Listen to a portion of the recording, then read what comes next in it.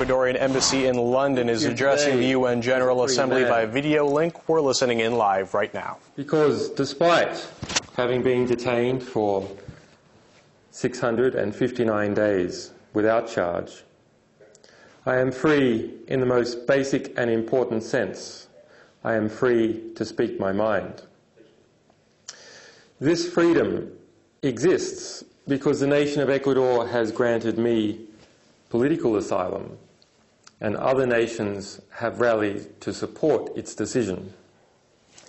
And it is because of Article 19 of the United Nations Universal Declaration on Human Rights that WikiLeaks has been able to receive and impart information through any media and any medium regardless of frontiers. And it is because of Article 14.1 of the Universal Declaration of Human Rights, which enshrines the right to seek asylum from persecution, and the 1951 Refugee Convention and other conventions produced by the United Nations, that I am able to be protected, along with others, from political persecution.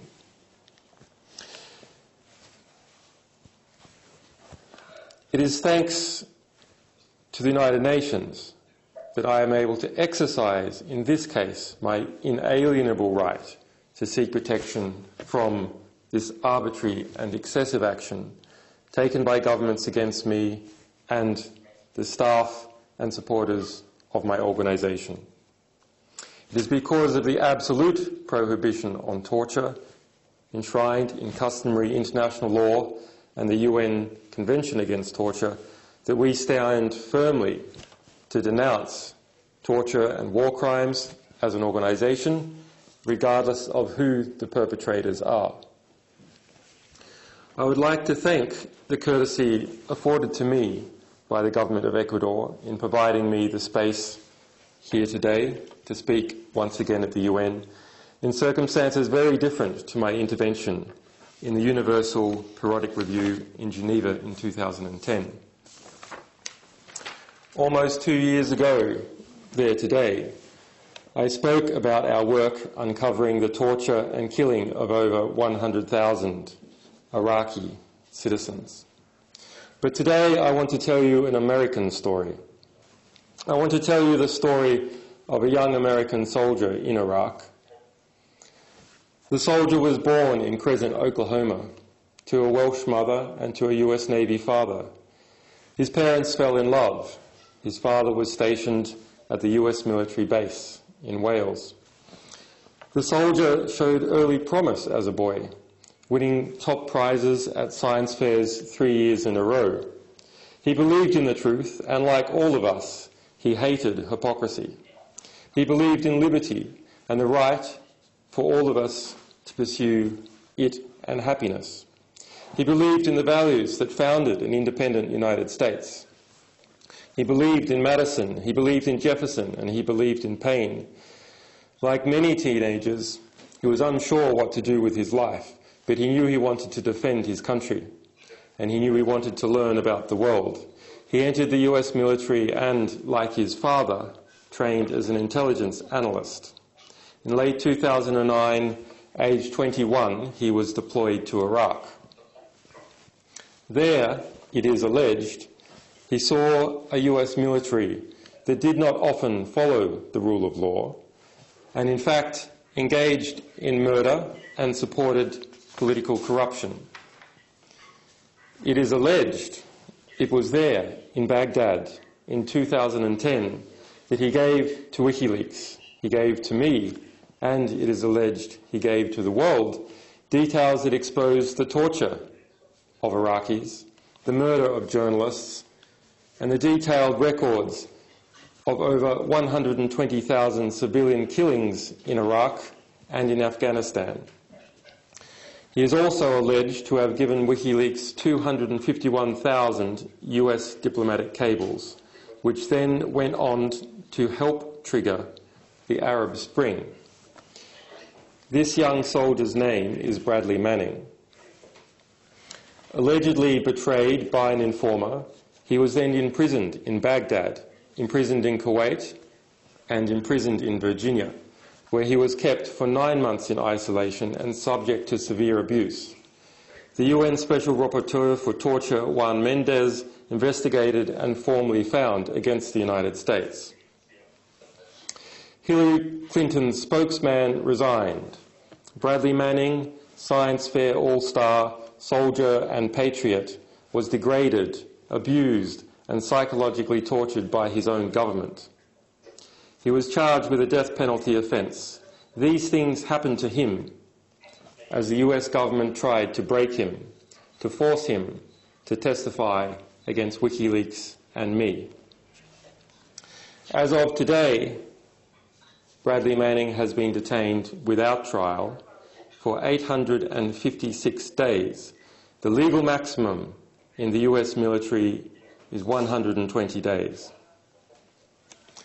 The US administration is in trying to erect a national regime of secrecy, a national regime of obfuscation, a regime where any government employee revealing sensitive information to a media organisation can be sentenced to death, life imprisonment or espionage, and journalists from the media organisation with them. We should not underestimate the scale of the investigation which has happened into WikiLeaks. I only wish I could say that Bradley Manning was the only victim of this situation, but the assault on WikiLeaks in relation to that matter and others has produced an investigation that Australian diplomats say is without precedence in its scale and nature, that the US government called a whole-of-government investigation. Those government agencies identified so far as a matter of public record having been involved in this investigation include the Department of Defense, CENTCOM, Southcom, the Defense Intelligence Agency, the US Army Criminal Investigation Division, the United States Forces in Iraq, the 1st Armoured Division, the US Army Computer and Crimes Investigative Unit, the CCIU, the 2nd Army Cyber Command, and within that 3 separate intelligence investigations. The Department of Justice, most significantly, and its US Grand Jury in Alexandria, Virginia. The Federal Bureau of Investigation, which now has, according to court testimony early this year, produced a file of 42,135 pages into WikiLeaks, of which less than 8,000 concern Bradley Manning. The Department of State, the Department of State's Diplomatic Security Services.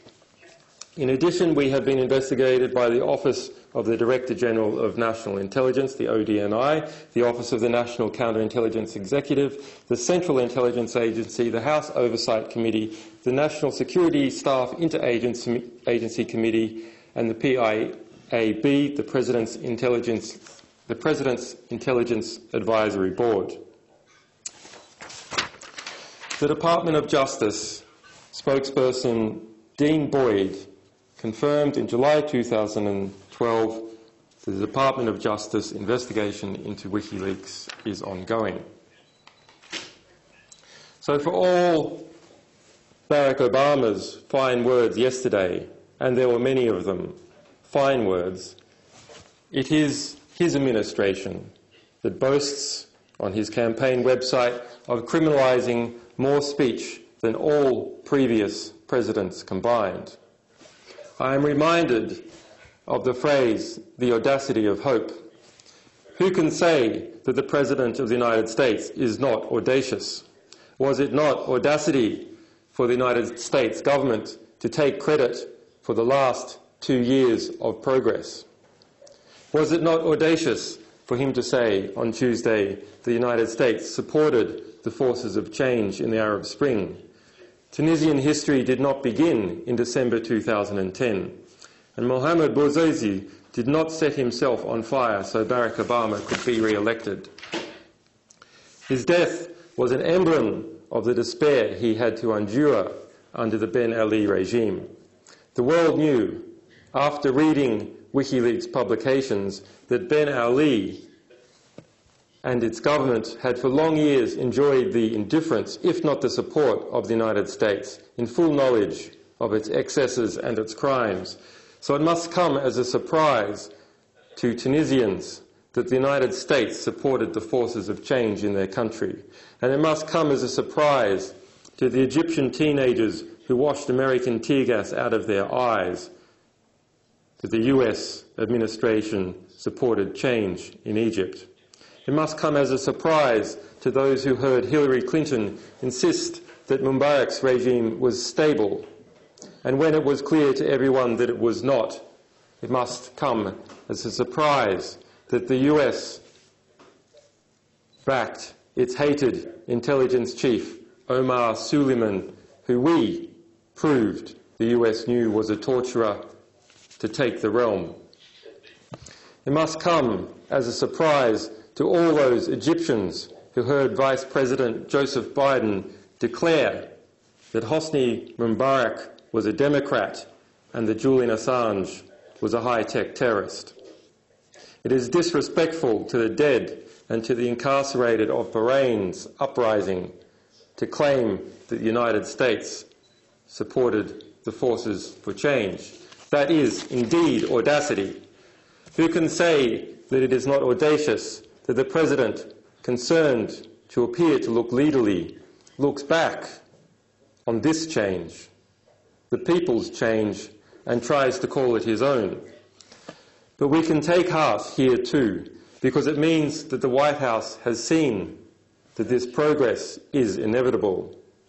In this season of progress, the President has seen which way the wind is blowing, and he must now pretend that it's his administration who made it blow. Very well.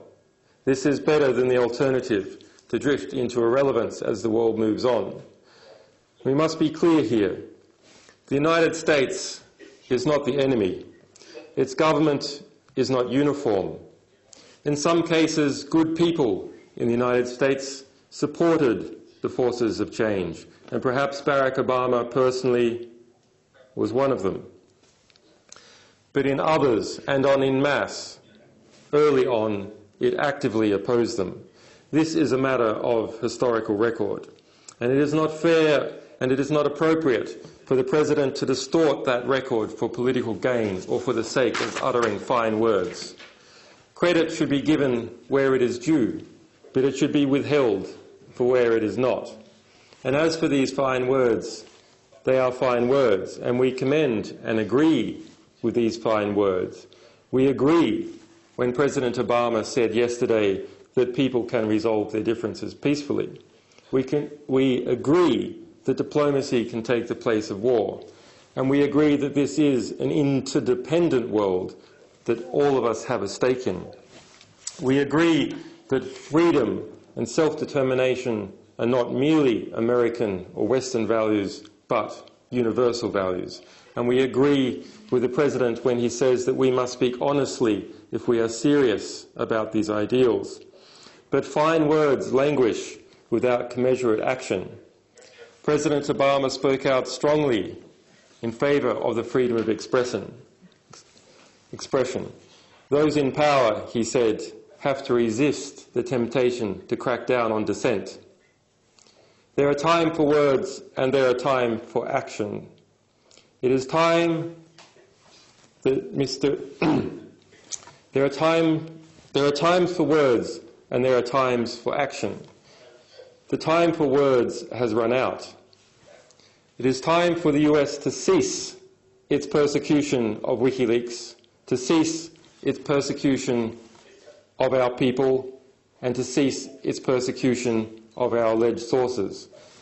It is time for President Obama to do the right thing and join the forces of change, not in fine words, but in fine deeds.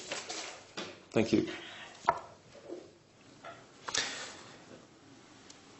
You have been listening to Julian Assange's address to the United Nations. You can follow us for reaction and analysis later in the program. Stay with us.